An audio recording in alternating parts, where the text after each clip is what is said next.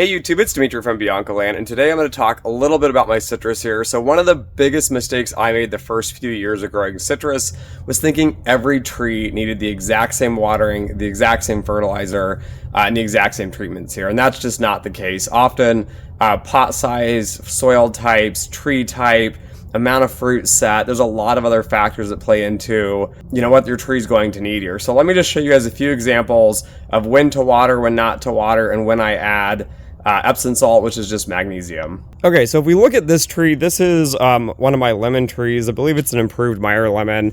The leaves are fairly flat and straight. Yes, they have a little damage from the grasshoppers this season.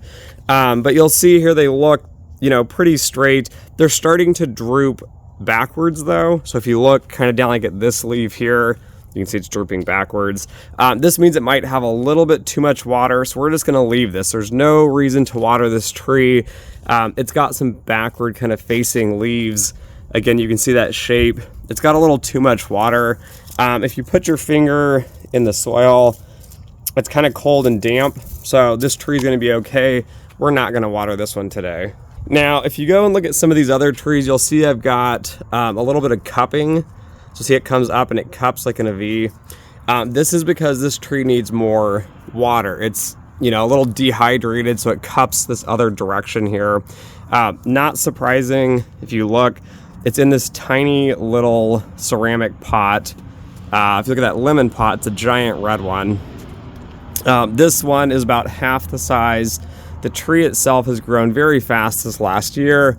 It's got some fruit on it. Again, it's got a little bit of the backward cupping here, but if you look at the majority of the leaves, they're just not getting enough water. So we're gonna add a bit more water to it. This tree is a clementine right here, and you can see how terrible this cupping is. Like every leaf looks like a half leaf because if you come above here, you can see they're just so folded in half. The tree itself needs a lot of water. And I don't know why this tree has the same soil as my other trees. I bought it. The soil is a little bit damp. We're not going to water shock it by just flooding it every day or two.